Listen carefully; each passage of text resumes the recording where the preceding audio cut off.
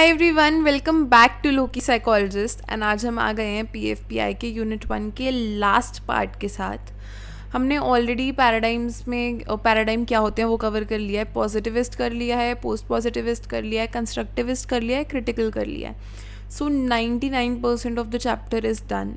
And अगर तुमने ये वीडियोज़ नहीं देखी हैं तो मेक श्योर कि तुम पहले इन्हें देख लो, बिकॉज जो पार्टिसिपेटरी है कहीं ना कहीं सबसे कनेक्टेड है। तो तुम्हें ये वाला समझ नहीं आएगा अगर तुमने पहले के 4 नहीं देखे हैं। So do check it out and without any delays let's begin. So तुम्हें पार्टिसिपेटरी वर्ड से क्या समझ आता है? What does participatory mean? कहीं पे पार्टिसिपेट करना, दैट्स वेरी बेसिक। अब कौन पार्टिसिपेट करेगा? रिसर्च में कौन होते हैं? रिसर्चर्स होते हैं एंड आपके पार्टिसिपेंट्स होते हैं।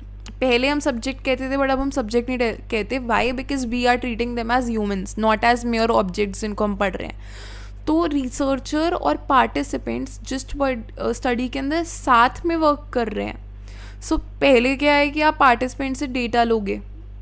पहले आपने प्रॉब्लम आइडेंटिफाई कर ली, पार्टिसिपेंट से डेटा लिया, उस डेटा को एनालाइज करा, फिर रिज़ल्ट निकाला, जो भी कंक्लूजन रिज़ल्ट आया, देन यू गाइड एक्शन। सो इसमें जो पार्टिसिपेंट का काम होता था वो सिर्फ यहीं तक होता था, इसके अलावा और कोई काम भी नहीं होता था। But when we come to participatory paradigm, इसमें सारी चीज़ें साथ में वर्क करती हैं। मैं एज अ रिसर्चर भी ये सब कर रही हूँ और the other person as a participant भी ये सब कर रहा है। So it is not a researcher participant relationship. ठीक है, there is some sort of power dynamics, वो आप इग्नोर नहीं कर सकते, आप चाह के भी नहीं हटा सकते। बट इसके अंदर ना ये पार्टिसिपेंट सिर्फ पार्टिसिपेंट नहीं होता, इट बिकम्स अ को रिसर्चर जो साथ में रिसर्च डिज़ाइन कर रहा है, साथ में वर्क कर रहा है। सो वील बिगिन अभी एकदम प्रॉपर उसमें। तो जो हमारा पार्टिसिपेटरी पैराडाइम है वो लगभग 20 साल पुराना पैराडाइम है and it is a way of creating knowledge by combining investigation, theorizing and social action. तो जैसे हमने देखा था पॉजिटिविस्ट, पोस्ट पॉजिटिविस्ट, कंस्ट्रक्टिविस्ट, इन तीनों के अंदर तो आप बस वो देख रहे थे कि इन्वेस्टिगेट कर रहे थे चीज़ों को और थ्योरी बना रहे थे। क्रिटिकल में आते आते आपने सोशल एक्शन लेना भी चालू कर दिया and same works with participatory. पर पार्टिसिपेटरी में ये डिफरेंस है कि उसमें सारे प्रोसेस के अंदर पार्टिसिपेंट का इन्वॉल्वमेंट होता है। अभी ट्रेडिशनल रिसर्च से कैसे डिफरेंट है? पहले लोगों को ऑब्जेक्ट्स की तरह यूज़ करा जाता था। ठीक है, now people who are directly affected by the problem are co researchers. क्यों? क्योंकि अगर मेरे पे कोई डिसीजन अफेक्ट करेगा तो I should be a part of that decision. Knowledge जो है वो लोगों के लिए प्रोड्यूस होती है, लोगों के साथ प्रोड्यूस होती है, लोगों के बारे में नहीं होती। अब पार्टिसिपेटरी रिसर्च वर्क कैसे करती है? लोग होते हैं जो वो हर स्टेज में पार्टिसिपेट करते हैं, be it identifying problem, investigating causes, taking action. इसके अंदर बहुत सारे मेथड्स यूज़ होते हैं। कुछ कन्वेंशनल मेथड्स जैसे हो गए हमारे सर्वे, स्टैटिस्टिक्स, क्वालिटेटिव जो भी होते हैं। अल्टरनेटिव में आप dialogue, theatre, collective. So it is like a more creative way जिसमें आप रिसर्च कर रहे हो। And it is not just a method, it is a way of doing social science. ठीक है, तो ये एक तरह से कहीं ना कहीं हमारा पैराडाइम शिफ्ट भी होते जा रहा है। अभी आई विल एक्सप्लेन यू क्यों। तो पहले तो हम एक स्टोरी की तरह समझते हैं कि कैसे चीज़ें स्टार्ट हुई। ये हमारा जो पार्टिसिपेटरी पैराडाइम है कैसे कैसे धीरे धीरे बीइंग में आने लगा। तो हमारे जो पहले वेस्टर्न सोशल साइंटिस्ट थे वो अफ्रीका में गए लोगों को स्टडी करने के लिए। एंड वो ऐसे हो गए कि यार हमारी तो यहाँ पे कोई भी चीज़ वर्क नहीं कर रही, कि हमारे मेथड तो बहुत रिजिड से हो रहे हैं, because there is cultural insensitivity है और हायरार्की पे लोग मान नहीं रहे हैं। हम कैसे करें, क्या करें? Nothing is working out. फिर उन्होंने देखा कि जो लोकल्स थे, लोकल कॉन्टेक्स्ट के अंदर वो जैसे बात करते हैं, जिस तरीके से वो रहते हैं, and you know those methods were actually more effective. तो लोकल असिस्टेंट्स जो थे उन्होंने अपने इंडिजिनस मेथड्स को यूज़ करा कम्युनल नॉलेज शेयरिंग के थ्रू। मतलब बेसिकली जब आप कम्युनिटी में बैठे हो, आप एक दूसरे से बात कर रहे हो, चीज़ों को समझ रहे हो, तो उससे यू गेन मोर नॉलेज। ठीक है, तो मतलब एम्फेसिस जो था वो लोकल एक्सपीरियंस पे शिफ्ट हो गया, विजडम पे शिफ्ट हो गया, स्किल्स पे शिफ्ट हो गया, जो यू नो आपका डेली बेसिस पे चीज़ें चल रही होती हैं। आप so as a researcher you have to become a part of those people to do the research participatory paradigm के अंदर। तो ये जो है ये वेस्टर्न मॉडल से मूव करें और कम्युनिटी पार्टिसिपेशन पे आ गए, क्योंकि जितने ज़्यादा लोग इन्वॉल्व होंगे, अगर मतलब there are 100 people who are experiencing problems, और अगर मैं 2 लोगों से जाके पूछ लूँ कि आपके साथ क्या हो रहा है, तो क्या वो 100 की चीज़ें कवर कर पाएंगे? नहीं कर पाएंगे। क्या वो उतना डीपली उसमें इन्वॉल्व होंगे? नहीं होंगे। बट अगर मान लो उन्होंने बता भी दी कि उस बंदे को ये प्रॉब्लम है, पर वो उस प्रॉब्लम को लेके इतना इन्वॉल्व नहीं होंगे। Why? Because it's not personally affecting them, वो दूसरे बंदे को इफेक्ट करिए। तो जितने ज़्यादा लोग पार्टिसिपेट करेंगे साथ में, वो उतना ही कनेक्टेड फील करेंगे रिसर्च से, और उतने ही फिर आप बेटर सोल्यूशंस निकाल सकते हो। तो ये ऐसे धीरे धीरे करके स्टार्ट हुआ, and it started out in Africa, but parallelly Asia और लैटिन अमेरिका में भी लिबरेशन स्ट्रगल चल रहे थे, तो उसमें भी ये धीरे धीरे अप्रोचेस आने लगी। वेरी इंपॉर्टेंट नेम, मर्जा लीसा स्वांट ने फर्स्ट टाइम ये हमारा टर्म को यूज़ करा था, पार्टिसिपेटरी रिसर्च। एंड ये मैंने बता ही दिया, एशिया और लैटिन अमेरिका के अंदर भी चल रहे थे।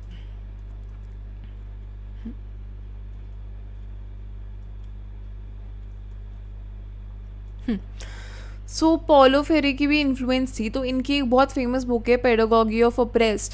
तो इनका भी ये जो बुक है ना, it kind of became a manifesto for liberation movements. Why? Because एक तो उन्होंने एक ये क्रिटिक करा कि जो डोमेस्टिक एजुकेशन होती है वो आपको लर्नर सेंटर्ड होनी चाहिए, कि it should not be just आप बस कोई लेक्चरर आ रहा है आपको बोल के जा रहा है। It is not how knowledge is supposed to be. Knowledge is not that objective. It's a very famous principle, no reading of the word without reading of the world. तो बेसिकली इसका मतलब ये है कि आप कोई चीज़ पढ़ रहे हो, पर अगर आप उसके बिहाइंड जो रियलिटीज़ है, सोशल रियलिटीज़ हैं, सोशल कंडीशंस है, उसको नहीं समझोगे तो it is of no use. Like if you're studying about oppression but you don't know what's happening in your real life, you don't know how people are still being discriminated even though law है उसके against, but still things are happening out there. So just by reading something you cannot say कि मुझे आता है, that is not education. Education और जो research है वो एक तरह से टूल्स होते हैं सोशल ट्रांसफॉर्मेशन के। Why? Because the more educated you become, the more you are likely to take an action, the more you are likely to transform something. तो जो फ्रेरी थे, इन्होंने कहा कि डायलॉग, इन्वेस्टिगेशन और कलेक्टिव एक्शन जो है इसके थ्रू रिसर्च करी जानी चाहिए। लोगों से बात करो, इन्वेस्टिगेट करो डिटेल में, और साथ में सब मिलके एक्शन लो। और उनके आइडियाज़ जो थे वो डायरेक्टली उन्होंने अफ्रीका के अंदर भी इन्फ्लुएंस डाली, रिसर्चर्स पे इम्पैक्ट आया, और उससे कहीं ना कहीं शिफ्ट आया पॉजिटिविस्ट व्यू से मोर ह्यूमनिस्टिक व्यू पे। पॉजिटिविस्ट ने कहा था कि मैं मानता हूँ कि ए इज़ द बेस्ट, तो A is the best, there is nothing else that exists in the world. या बहुत ही ऑब्जेक्टिव कि रिसर्चर की कोई पर्सनल बायस नहीं है, ऐसा नहीं होता, और लोगों को सिर्फ सब्जेक्ट की तरह ट्रीट नहीं करा जा सकता। तो ये बहुत थोड़ा ह्यूमनिस्टिक वे में फिक्स हुआ, थोड़ा एक्शन ओरिएंटेड में फिक्स हुआ। अब पहले हमारे 3 पैराडाइम्स जो थे, पॉजिटिव, पोस्ट पॉजिटिविस्ट, इसके अंदर क्या था 2 में, कि यू वर जस्ट सेइंग कि हाँ रियलिटी है, रियलिटी वो है। फिर कंस्ट्रक्टिविस्ट के अंदर आते आते आप थोड़ा हो गए कि रियलिटी को हम कंस्ट्रक्ट करते हैं सब मिलके। क्रिटिकल के अंदर आ गया कि हम साथ में सोशल एक्शन लेंगे। एंड वैसे ही पार्टिसिपेटरी के अंदर भी वही है कि आप एक्शन लोगे, पर आप सब साथ में एक्शन लोगे, all the steps, even participants would be involve. तो रिसर्च को जो है ना उन्होंने रिफ्रेम करा एज लिविंग नॉलेज, जो क्रिएट होती जाती है, जो एक बहुत डायनामिक कॉन्सेप्ट है, जो through your historical background, for your struggle, through your struggles for justice, with your own values, उन सब से मिलके बनती है। फिर अब there is a potential for paradigm shift. Why? Because अभी भी बहुत ज़्यादा कहीं ना कहीं पॉजिटिविज्म डोमिनेट कर जाता है। क्यों? क्योंकि उसमें सब कुछ इतना ऑब्जेक्टिव लेंस से देखा जाता है, so it seems more legitimate कि प्रूव करना is more easier that way. अब हिस्ट्री में हम देखा जाए तो ग्लेलियो जैसे कुछ स्कॉलर्स थे जिन्होंने डायरेक्टली लोगों से इंटरेक्ट करा, धीरे धीरे बात करनी चालू करी, और इससे देखा कि जो नॉलेज थी वो बढ़ती गई, क्योंकि आप जितने लोगों से इंटरेक्ट करोगे आपको उतना बेहतर चीज़ें समझ आएगी। आप सिर्फ एक न्यूट्रल ऑब्जर्वर की तरह पेपर वेपर नहीं लिख सकते, you have to understand what's going on. And पहले के टाइम पे क्या होता था कि पार्टिसिपेशन बहुत अनइक्वल होता था, सिर्फ जो रिच लोग थे, जो particular sectors of the society थे, सिर्फ उन्हीं को बेनिफिट मिलता था।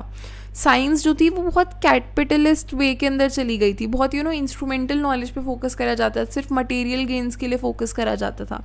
बट नॉलेज का जो मेन पर्पस है, it is for sustaining our human life, वही इग्नोर कर दिया गया था।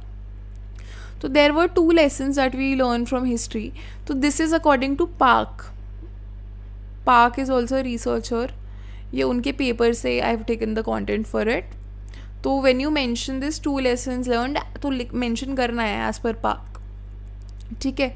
सो उन्होंने कहा कि if the benefits of knowledge are to be extended universally, अगर किसी चीज़ के बेनिफिट्स आपको पूरे यूनिवर्स में एक्सटेंड करने हैं तो हर एक बंदे को भी उसमें पार्टिसिपेट करना चाहिए, क्योंकि नॉलेज जो है वो क्रिएट होती है। Knowledge is not something that you discover, वो आपकी सोशल इकोनॉमिक स्ट्रक्चर्स के थ्रू क्रिएट करी जाती है।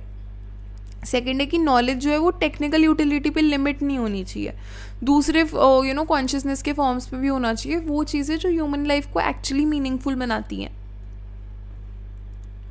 अब नॉलेज के फॉर्म्स की बात करें तो जैसे पहले तो ऑब्जेक्टिव वे के अंदर देखा जाता था पॉजिटिविज्म के अकॉर्डिंग, बहुत ही टेक्निकल वैल्यू न्यूट्रल नॉलेज, तो इसको हम इंस्ट्रूमेंटल नॉलेज भी कहते हैं वैसे।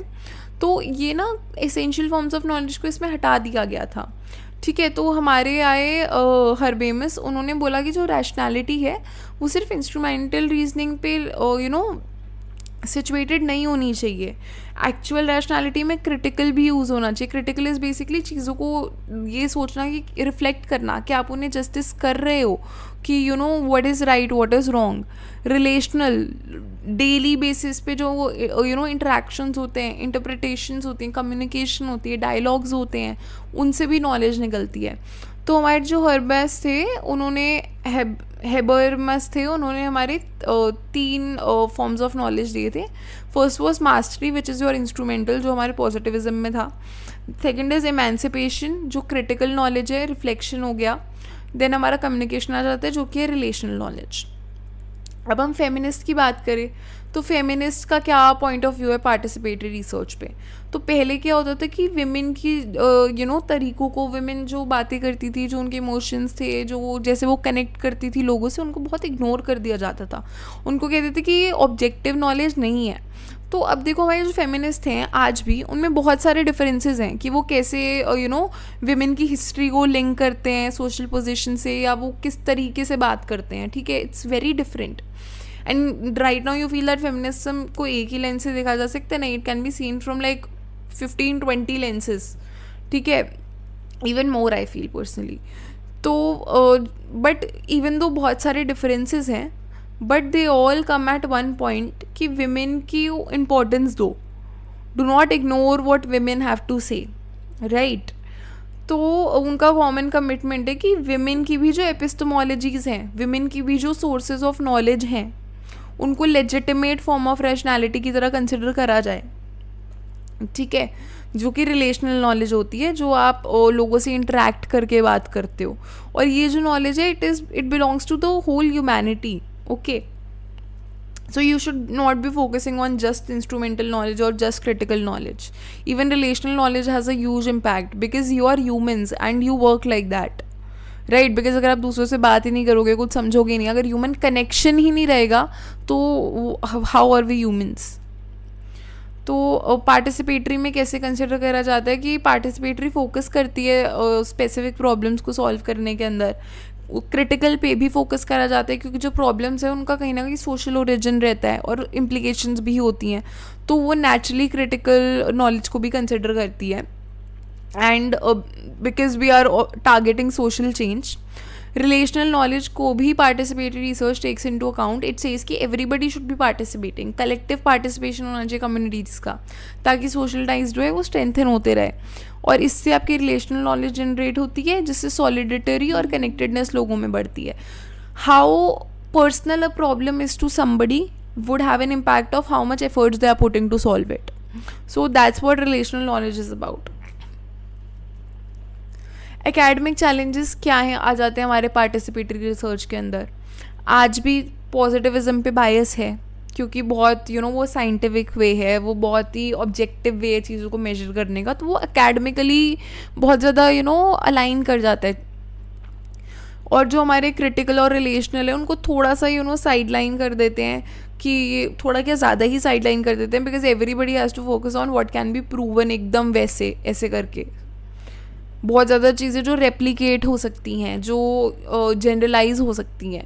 बट हमारी जो क्रिटिकल और रिलेशनल चीज़ें हैं वो विद योर कॉन्टेक्स्ट हो सकता है कि उतनी वैलिड ना रहें कहीं पे, और कहीं पे बहुत वैलिड हो। But there is a need for epistemological shift. क्यों? क्योंकि आपका पॉजिटिविस्ट जो है it just considers one view of thinking and it is not really true. हो सकता है कि उसके अंदर काफ़ी सारे चेंजेस की नीड हो।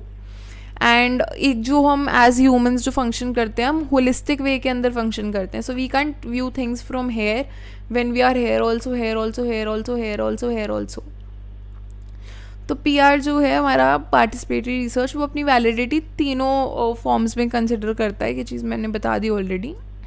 Coming to the exhaustion of western rationalism. So western rationalism ये कहता था कि रिफॉर्म से और थ्योरी से हम लोग हर चीज़ को एक्सप्लेन कर सकते हैं, बट देन वो कहीं ना कहीं पॉसिबल नहीं रहा। जैसे जैसे कि 1960s आए तो वो न्यू जो भी चेंजेस आ रहे थे, सोशल, कल्चरल, पॉलिटिकल, जैसे कि हमारा ग्लोबलाइजेशन हो गया, मास कंज्यूमरिज्म हो गया, मीडिया डोमिनेंस हो गया, सोशल मूवमेंट्स हो गए, तो ये चीज़ें so like theory and reform in चीज़ों को एक्सप्लेन नहीं कर पा रहा था। ये जो थ्योरीज थी ये एनलाइटनमेंट में कहीं ना कहीं रूटेड थी, और ये कहती थी कि यूनिवर्स की जो भी प्रोग्रेस होती है वो रीज़न के थ्रू हो सकती है। बट ये धीरे धीरे ना वर्क नहीं करने लगा। तो कुछ चैलेंजेस आए, जैसे पोस्ट मॉडर्न ने क्रिटिक करने लग गए, फेमिनिस्ट हाईलाइट करने लग गए कि आप एक्सक्लूजन और मार्जिनलाइजेशन को कैसे देख रहे हो, और आइडेंटिटी फ्रैगमेंट होने लग गई। जैसे पहले एक as a human, as a person, as a class consider करा जा सकता था। Now there were multiple realities, there was race, there was gender, there was profession, and there were like multiple realities. तो सिर्फ रैशनलाइजेशन सफिशिएंट नहीं थी। फिर modernist लोग आए, मॉडर्निस्ट सोशल थ्योरिस्ट, जिन्होंने क्रिटिक करा। तो फर्स्ट लेवल क्रिटिक तो ये था कि जो कंटेम्प्रेरी रियलिटीज़ थी उनको एक्सप्लेन नहीं कर पा रहा था वेस्टर्न रैशनलिज्म, और वो प्रैक्टिकल ब्लूप्रिंट्स नहीं प्रोवाइड करवा पा रहा था सोशल चेंज के लिए। और वो कह तो रहे थे कि ऐसे हो जाएगा, वैसे हो जाएगा, बट वो कहीं ना कहीं चीज़ें या तो प्रैक्टिकल नहीं थी, और अगर प्रैक्टिकल थी भी तो वो वर्क नहीं कर रही थी। सेकेंड लेवल क्रिटिक ने आगे कहा कि जो भी मार्जिनलाइज ग्रुप थे, जो क्रिटिकल थिंकर्स थे, तो उन्होंने कहा कि ये थ्योरीज कहीं ना कहीं फ्लॉड थी। क्यों? क्योंकि वो कंसिडर करती थी एसेंशियलिज्म, कि सबका एक ही एसेंस है, रिडक्शनिज्म, कि आप बहुत कॉम्प्लेक्स लाइफ को एक दो छोटे छोटे सिंपल फैक्टर्स के अंदर डिवाइड कर सकते हो। जैसे एज ह्यूमंस को सिर्फ ओनली क्लास की तरीके से देखना, उनके अदर रियलिटीज़ को कंसिडर मत करना, जैसे जेंडर हो गया, प्रोफेशन हो गया, and all other things. Then universalism, उन्होंने कहा कि एक ट्रूथ ही हर किसी को फिट करता है। डुअलिज्म, वर्ल्ड को दो ऑपोजिट्स के अंदर उन्होंने डिवाइड कर दिया था, रीज़न या इमोशन, मैन या वुमेन। फाउंडेशनलिज्म, ये कहना कि बिलीफ जो होते हैं, लाइक पूरा बिलीफ रखना अपने रैशनल ट्रूथ के अंदर। तो क्योंकि आप ये सारी चीज़ें अज्यूम कर रहे हो, which obviously you understand that are not the best way to look at things, so that's why they said कि वेस्टर्न रैशनलिज्म की पूरी थ्योरी ही फ्लॉड थी। देन रेडिकल एंड रिफॉर्मिस्ट लोग आए। तो जो पोस्ट मॉडर्निस्ट थे, जो रेडिकल क्रिटिक्स थे, उन्होंने कहा कि इनलाइटनमेंट और रैशनलिज्म का आइडिया ही बेकार है, कि बहुत ऑपरेसिव थ्योरी और रियलिटी को रिप्रेजेंट नहीं कर पा रही है ये चीज़। तो और अगर पर ये जो व्यू आया, इसने या तो रिलेटिविज्म पे स्विच कर दिया कि हर एक चीज़ सिर्फ एक ओपिनियन है, या फिर निहिलिज्म पे कि कुछ भी मैटर नहीं करता। तो वो कहीं ना कहीं again it did more bad than it could have done good, क्योंकि उनके हिसाब से तो हो गया कि फिर कुछ है ही नहीं ना, कि सब कुछ ही ख़त्म कर दिया। तो देन केम आर रिफॉर्मिस्ट। तो रिफॉर्मिस्ट ने कहा कि हाँ, आप रैशनल क्रिटिक को एकदम साइड लाइन नहीं कर सकते, बट आप उसमें चेंजेस कर सकते हो to make it adapt better to the situations. तो जो पोस्ट मॉडर्न कल्चर है उसको एक तरह से धीरे धीरे लेट कैपिटलिज्म पे मूव करते जा रहा था। और जो हमारे हबेरमिस थे, उन्होंने कहा कि जो रैशनैलिटी है it could be expanded beyond your instrumental learning. Critical, communicative और रिलेटिव नॉलेज को भी आपको इंक्लूड करना चाहिए। Then we have implications for participatory research. तो पोस्ट मॉडर्निज्म का जो कंट्रीब्यूशन था, उन्होंने मॉडर्निस्ट यूनिवर्सलिज्म और एलिटिस्ट टेंडेंसीज के फेलियर्स दिखा दी कि कैसे जो हमारा वेस्टर्न रैशनलिज्म था वो सिर्फ एलीट लोगों के काम आता था, या वो बहुत ही यूनिवर्सल वे में चीज़ों को कंसिडर करता था. फिर हर्बन ने हमारा वो पॉइंट ये करा कि रैशनैलिटी जो है उसको आप थोड़ा सा कहीं डायलॉग, कम्युनिकेशन और एमेंसिपेशन इंक्लूड करोगे अगर उसके अंदर, तो थिंग्स कैन बी बेटर. फिर पार्टिसिपेटरी रिसर्च आई. तो उन्होंने पार्टिसिपेटरी रिसर्च ने दिखाया कि it emerged as a collective struggle domination के अगेंस्ट, क्योंकि यहाँ पे बेनिफिट एक ही ग्रुप को मिल रहा था. सो मोर पीपल केम, जैसे कि मैंने पूरा इमर्जेंस बताया ना इसका. So more people came and started supporting participatory research. Participatory research क्या होती है? Non foundational, non elitist knowledge को जनरेट करती है, जो सिर्फ एक पर्टिकुलर ग्रुप पे फोकस नहीं कर रही होती, सबके लिए होती हैं. डाइवर्स स्टैंड पॉइंट्स रखती है, प्रैक्टिकल एक्शन की बात करती है. तो उससे ना तो आपका पॉजिटिविस्ट फाउंडेशनलिज्म हो रहा है, सिर्फ ऑब्जेक्टिव वे में भी नहीं आप देख रहे चीज़ों को, ना ही आप ये कह रहे हो कि कुछ एग्जिस्ट ही नहीं करता, नथिंग मैटर्स. आप एक कॉमन ग्राउंड निकाल के आए हो चीज़ों के अंदर. So now talking about the epistemology. वैसे तो मैंने इतना कुछ समझा दिया, ऑलरेडी समझ आ जानी चाहिए, but still it is critical objective in nature. तो जो नॉलेज है वो अवेयरनेस रिक्वायर करती है अपने खुद के बायसेस की और अपने खुद के पर्सपेक्टिव्स की. ठीक है. Participatory transaction with Cosmos knowing मुझे. तो जो हमारी नॉलेज है वो कहीं ना कहीं खुद से आती है, दूसरों से आती है और वर्ल्ड से आती है. You can't be neutral, the other person can't be neutral, we all come from a certain background, and जैसे जैसे हम इंटरेक्ट करेंगे वैसे वैसे वी क्रिएट नॉलेज. तो उन्होंने एक तरह से बेसिकली हमारे 4 फॉर्म्स ऑफ नॉलेज दिए, हेरन और रीजन ने. पहला वॉज हमारा एक्सपीरियंशियल, डायरेक्ट जो आप चीज़ एक्सपीरियंस करते हो. प्रेजेंटेशनल, अपने मीनिंग्स को इमेजेस के थ्रू दिखाना, आर्ट के थ्रू दिखाना, नरेटिव्स के थ्रू दिखाना, थिएटर्स के थ्रू दिखाना. देन वी हैव प्रोपोजिशनल, एक बहुत फॉर्मल कंसेप्शुअल वे के अंदर थ्योरी को फॉर्म करना. देन वी हैव प्रैक्टिकल, कैसे आप रियल लाइफ के अंदर एक्शन ले रहे हो. सो को क्रिएटेड फाइंडिंग्स होती है, नॉलेज को क्रिएट होती है रिसर्चर और पार्टिसिपेंट दोनों के थ्रू. एंड नॉलेज जो है वो कहीं ना कहीं आपका ट्रांसफॉर्मेटिव एक्शन पे लीड करनी चाहिए ह्यूमंस के लिए. अगर ह्यूमंस को हेल्प नहीं कर रही then it's not a participatory thing. Ontology की बात करें तो पार्टिसिपेटरी रियलिटी है. रियलिटी ऑब्जेक्टिव नहीं है मतलब ना ही ऑब्जेक्टिव है प्योरली, ना ही प्योरली सब्जेक्टिव है. ठीक है. It is like both. Reality जो है वो कहीं ना कहीं ह्यूमंस के इंट्रैक्शन के थ्रू बनती है. तो reality is co created through dialogue, reflection, action. Meaning वहाँ पे डिस्कवर नहीं करना है हमें कहीं पे भी.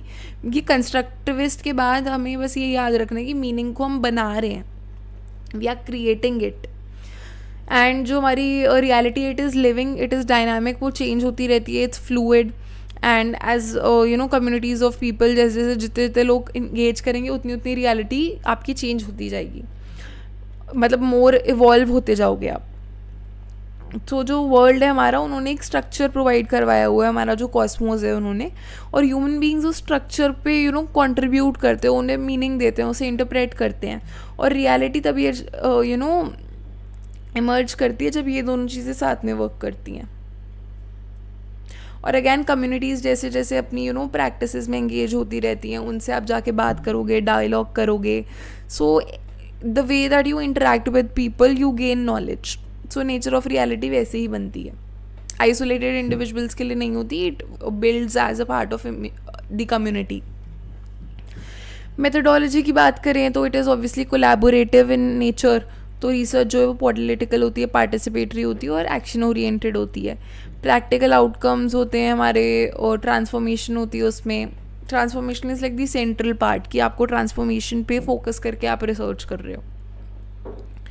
लैंग्वेज जो है आपकी वो शेयर्ड एक्सपीरियंस में ग्राउंडेड होती है. एंड फेलिसिटेटर, रिसर्चर जो होता है वो गाइड करता है प्रोसेस को, बट जो पार्टिसिपेंट्स होते हैं जिनको हम को रिसर्चर्स भी कहते हैं, वो एंगेजमेंट के थ्रू चीज़ों को सीखते जाते हैं. इसमें इमोशनल कॉम्पिटेंस चाहिए, डेमोक्रेटिक पर्सनालिटी होनी चाहिए आपकी, और फेलिसिटेटिव स्किल्स आपकी होनी ही चाहिए. कि आप फेलिसिटेट ही नहीं कर पा रहे हो लोगों को, then your research won't be able to work out. Multiple voices होती है. प्राइमरी वॉइस जो होती है वो सेल्फ रिफ्लेक्टिव एक्शन के थ्रू निकलती है, आप खुद को रिफ्लेक्ट कर रहे हो, अपने ओपिनियंस को चैलेंज कर रहे हो.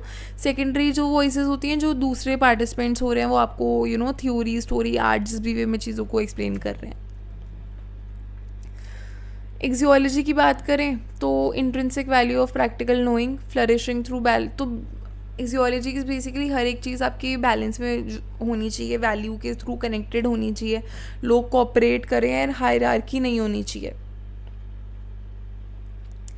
तो एथिकल इम्पेरेटिव देखा जाए तो knowledge must serve human flourishing and social transformation. जो भी नॉलेज आप डिराइव करना चाह रहे हो वो सब कुछ ह्यूमन फ्लरिशमेंट के लिए होना चाहिए, ह्यूमन ट्रांसफॉर्मेशन के लिए होना चाहिए, हमारी ग्रोथ के लिए होना चाहिए. जो भी इंक्वायरी होती है वो इनकम्प्लीट है जब तक पार्टिसिपेंट्स उन चीज़ों पे एक्ट नहीं कर रहे हैं. आपने निकाल दिया कि हाँ ये करना चाहिए ताकि ट्रांसफॉर्मेशन हो जाए, बट अगर वो कोई कर ही नहीं रहा तो आपकी रिसर्च का क्या मतलब हुआ. पार्टिसिपेंट्स को हो सकता है ट्रेनिंग की नीड हो, so it should be done very properly. And positivism से बात करें तो it is not really related to it, because positivism बहुत डिटैच चीज़ देखता है. बट हमारा जो कंस्ट्रक्टिविस्ट हो गया या क्रिटिकल हो गया या पार्टिसिपेटरी हो गया, वो कहीं ना कहीं कमेंसुरेबल होते हैं, क्योंकि they are more liberating in nature in a way. So this is all for the entire unit. पूरा का पूरा हमने यूनिट ख़त्म कर दिया है. It was a really big unit and finally we have covered it. We have done it in 6 parts. पहले में हमने पैराडाइम कवर करा था, देन वी डिड हमारा positivist, post positivist, constructivist, critical, participatory.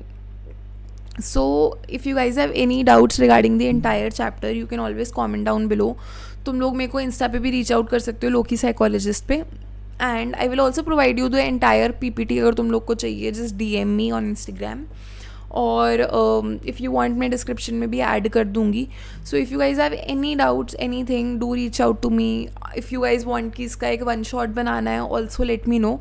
1 shot I was planning कि एकदम exam के पहले आ जाए, बिकॉज अगर मैंने अभी डाल दिया तो तुम लोग इन डेप्थ वाला कुछ भी पढ़ोगे नहीं, तुम्हें 1 शॉट ही देखना होगा. So when ever I will make a 1 shot, मैं उसको थोड़ा ब्रीफ में रखूँगी, क्योंकि मैंने इन चीज़ों को बहुत डिटेल के अंदर अभी समझाया है. हमने लिटरली 40 मिनट दिए हैं हर एक पार्ट को.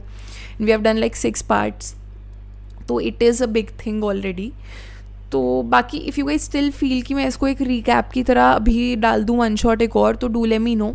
And also comment down below कि अब मैं नेक्स्ट DOPT स्टार्ट करूँ या SPSC करूँ, whichever one you guys will prefer, हम उससे स्टार्ट करेंगे. And we are officially done with unit 1 of PFPI and I feel really happy about it.